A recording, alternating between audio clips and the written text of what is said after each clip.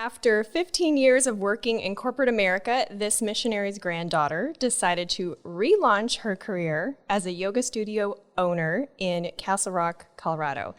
She is now a 200-hour registered teacher, Yoga Nidra Level 2, Restorative Yoga, and Ayurveda Level 1, and leads sold-out yoga retreats. We met when she was my group leader in our Assemblies of God youth group, intuitive listener, world traveler, midlife crisis survivor, Brooke Page-Thompson, everyone. Yay! Yay! So you had... That was awesome. And very true. Very true. You had a really long career in corporate that ended up taking you all over the world. Was that career move intentional, or was it just something you fell into and was a means to an end that happened to have the cool side effect of you traveling everywhere? Yeah, so I think it's kind of cool. I've never really set out to say I'm going to do this specifically. Things have just always kind of fallen in my lap, primarily because it's been intentional based too. I've always wanted to travel. The big thing when I was younger, I wanted to go see the world, but I didn't want to pay for it. So I was just really fortunate that I got some really cool gigs where no one else wanted to go. So I got to travel all over. I just wanted that stamp in my passport. And so if it was a new country, I raised my hand and I went. And it's been awesome. I've gotten to see some really cool stuff over the last 15 years and kind of got to pick where I wanted to go next. And I wouldn't trade it for anything. I can't imagine someone not wanting to travel. I know, right? If I know someone doesn't have a passport, I'm like, what? Are you serious? So, yeah, I've gone through 4 passports. Whoa, that's serious. Yeah. I get disappointed when I go into a country and they don't stamp my passport. I'm like, sir, can you please just autograph it? A smiley face, anything. That'd be great. I'm surprised that with how long you stayed in Australia specifically, that you didn't discover yoga sooner there. I was on the west side, so I was in Perth, and it's really industrial, so not quite as progressive as Sydney and Melbourne, and so we did have like a teacher that came into the place that I worked at, and she taught like once a week some yoga stuff. But most of the people there were runners, or they played soccer or hockey, like field hockey out over lunchtime. And it just wasn't really a thing in Australia, but it wasn't too long after that I started to practice. One of my best friends lives in London, and she actually introduced me to yoga. And I went on my first yoga retreat with her. And I hadn't really practiced yoga at that point. And I just kind of bottomed out and said, I need something different. And she's like, come with me to this retreat in Portugal. So I'm like, done. I've never been to Portugal. I mean, if you're going to have an introduction to yoga, a retreat in Portugal would be a pretty legit way to do it. Yeah, I think so too. It's pretty awesome. Was it Yoga Nidra? No, she didn't do any Nidra. So I didn't actually learn about Yoga Nidra until I knew it existed, but I didn't really get into it till this last year. But what we did was 2 hours in the morning, just like a hatha class, and then 2 hours in the afternoon. It was part hatha, part restorative. So it was a really good introduction because it wasn't too strenuous. It wasn't like a lot of hard vinyasa flow. She was really good at kind of catering to the class. And it was, there was a big spiritual moment in there too, where I kind of had this revelation that yoga and the church atmosphere that I grew up in were very similar. Like they had a very similar emotional experience to them. And I think that was really the part where I kind of got to, maybe this isn't a bad thing, right? Yoga can be part of everybody's life and draw you in a little bit deeper. So it was there that the Pandora's box was opened, and here we are. Yeah, I agree about the experience feeling very similar.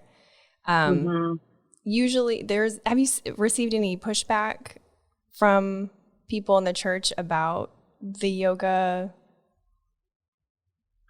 No, I think the most interesting part was, my parents didn't really have an opinion on it. I think they were just happy I found something that kind of gave me an outlet that was still a very positive thing. My grandfather, who was a missionary in Alaska and then ran the Pentecostal church in the Kansas, Oklahoma district for 50 years, he didn't really have a lot of thoughts on it, but you could tell he was processing oh, you practice yoga. I've heard of this, but does that mean you pray to Ganesh and these Hindu gods? And, and it's still a journey with him to be you don't have to really espouse to the Hindu religion to practice yoga. It can just be something it's very physical. It gets you more connected to your body and your breath, and it quiets the mind. And his wife, Lois, is totally into it. So she's like, I love it that you do that. So I think the fact that she's on board,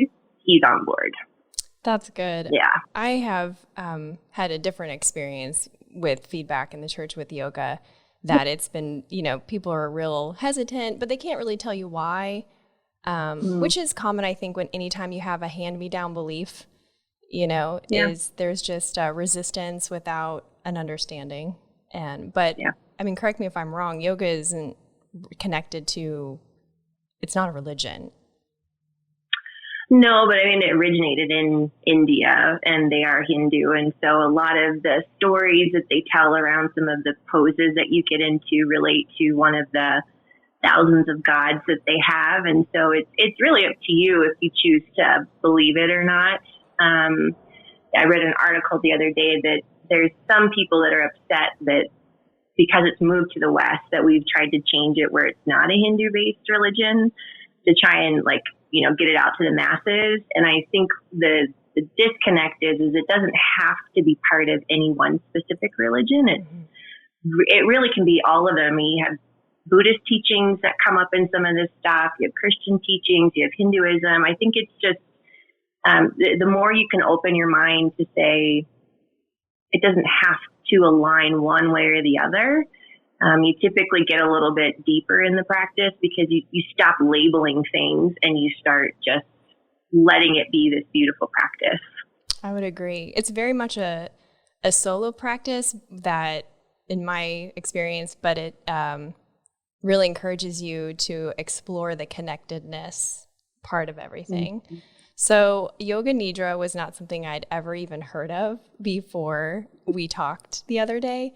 I had just seen your Instagram posts of people lying on the ground, and I thought they were in Savasana, which is kind of the end posture of most yoga practices where, okay, you're relaxing, you're, feeling good about the work that you've done in your practice that day, and you're wrapping things up. And I thought, well, that's cute. Brooke is, posting these pictures of people in Savasana, but then all the pictures were in Savasana, which I was like, that's interesting. So help me and help listeners understand what Yoga Nidra is and what it isn't. Sure. So Yoga Nidra is a guided meditation practice. So it's normally 30 to 45 minutes, depending on which lineage you're choosing to teach that day. So there's 4 that we learn about in the actual certification process. And so they're scripted, and some people write their own script, but you basically lay down. You have lots of blankets around you so that you're nice and supported. Your body temperature drops a little bit, which is why you see people cover up with a blanket. And a lot of times having a bolster under your knees just helps support the low back. But basically what we do is we drop the brain waves down to dreamlike states.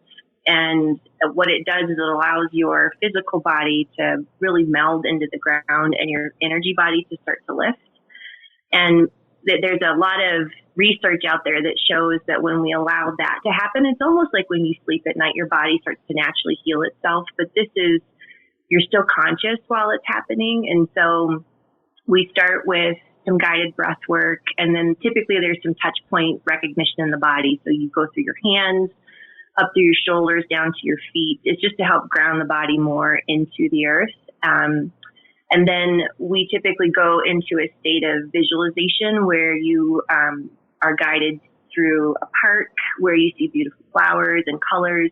There's all kinds of different versions of this, but what we try to do is activate the third eye center, right between your eyebrows, which is where your creative space is, and that's really where most people believe your religious connection is as well, is in the third eye. And so the more we can engage that and get you to drop your brainwaves even deeper, your body starts to just release energy that it no longer wants to hold on to. So people have twitching in their hands. They have, their feet tingle. Some people see lots of things, like visually. If you're very creative, you can have a lot of images come up. But you come out of it after 30 minutes, it's like 4 hours of REM sleep. That's amazing. And it's just a really amazing practice. So I actually teach it over lunch now, a 30-minute class on Mondays and Wednesdays. And it's been really good for everyone to take they walk out of their office, they come over and take a quick 30-minute Nidra, and they go back, and their whole day's transformed because they've released all that gunk from the morning, and then they can come back refreshed with kind of a new perspective. So I think it's one of the coolest practices you can do. It's amazing. I wish you were here. Although I appreciate that you sent me that YouTube link, and I am excited to try it out. It reminds me of Somatic Theory. Have you heard of that? Just briefly. I mean, I'm not really familiar with it, but I understand it's the theory in part that says that trauma and bad memories and such are held physically in different places at a cellular level in our bodies. And there's scientific data to back it up. For example, children who experience sexual assault, unfortunately, are more likely to get cancer as adults. So it's not woo-woo all the way. But you know what EMDR is? Mm-hmm. So some of what you're describing, EMDR is a therapy, which I don't know thoroughly either, but I understand it's like a talk therapy that goes a little bit deeper and pulls out some of these traumatic experiences for the purpose of releasing them, not for the purpose of dwelling on them. So it's all of it together has a really cool way of like bringing more intention to the way that you're living every day instead of just automatically waking up and, carrying the burdens that you've always carried. I studied health and human services in college, and one of my professors said, wherever you go, there you are. You take your baggage with you. And so many times we don't take those times to be intentional and drop the baggage, drop the weight. So, and obviously your huge move from 15 years in corporate to now being an owner of a physical brick and mortar yoga studio had huge, we'll call them chunks, intention chunks with them. So how did you tap into that in order to make that move? Because it's one thing to go, you know what, I'm angry about something and I'm going to decide not to be angry, but you don't need to make any huge shifts in your life, with career or relationships. But yours was a huge shift. Yeah, and it was a few years in the making. So when I went on my first yoga retreat 4 years ago, I was at what my mom would call a midlife crisis point. I was in consulting. I ran a huge practice. I was, doing a lot of sales, a lot of implementation work. And I loved the job. I loved my team. But I didn't like the way the leadership team ran things. And it really started to eat away at just my core person. I wasn't happy. I fought a lot with people, which really isn't my personality. And so there was a couple things that kind of came up that I thought, I got to make a change. And that's when I found yoga for the first time. And I quit my job. I took a little sabbatical. I had a lot of emotional gunk to go through and wasn't really sure what I was going to do. And so I went back into corporate, which, is the most logical thing to do. Not really. Because I was so afraid of how am I not going to support myself and financially, how does this work? And, my husband was really very insightful at that point when he was like, well, when have we never not been provided for? And when you really think about when you go down a path and you're there for the wrong reason, it typically starts to erode. And it was this last year, my last job I had, we can spend a whole episode on that job. But what I think I came down to the realization of is I'm a teacher. And I knew it when I was younger. I was going to be an elementary ed teacher. And then I went into corporate and I ended up finding my way into facilitation roles and lots of learning and development opportunities for clients when I was in consulting. And then I started teaching yoga, and that was the best part of my week, was teaching yoga. And, it really came down to, I knew at my fundamental core, I'm a teacher. I'm here to teach. I'm here to share. I'm here to be part of people's lives in a way that's meaningful. And I didn't know at the time it would mean opening a yoga studio, but I knew that had to be something that I pursued in that vein of how do I keep sharing this with people. So when I left corporate back in March, it was really I don't know what I'm going to do, but I know I can't do this anymore because I am a shell of a human. I'm not really living the way I want to live. And everything I do every day when I walk in that door is completely against what I teach in yoga.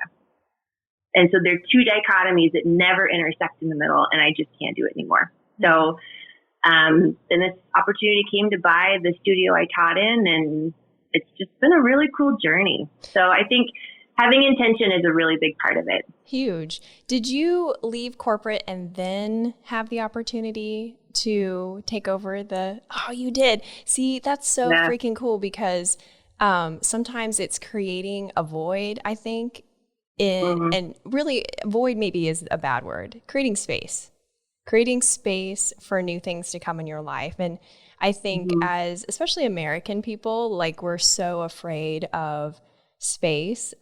Part of our core values as a country is, how you doing? Oh, keeping busy. Oh, well, then you must be on the right track to something, and it's, I don't know why we're like that, but it's kind of that industrial age that never left. It's sort of like in our blood, I think. So I wanted to give some tips to our listeners who are maybe where you were at on how to figure out what your core values are. Have you ever asked someone that? They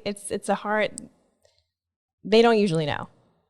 They don't, and I think it's hard because there's so many definitions of core values out there that, some people think it's to have prosperity or, to live in a beautiful house. But really your core values, I think, come down to, there's a cool exercise we do in Yoga Nidra, because it's all about intention setting. So you have an intention for your practice that really can then lodge during the practice and it comes to fruition. You don't really have to do much with it, but there's a cool practice where you really sit down and think about, like, if I could describe words that make me feel complete or whole, what does that look like? And that starts to lead you down this path of, well, I think these are my core values. And, for me, it was more being true with others and yourself. It was not giving in to someone else who thinks they're better than you are. I think we all have the same worth. It used to drive me crazy when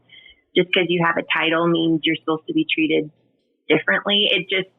The core value there was just really hard for me to wrap my head around.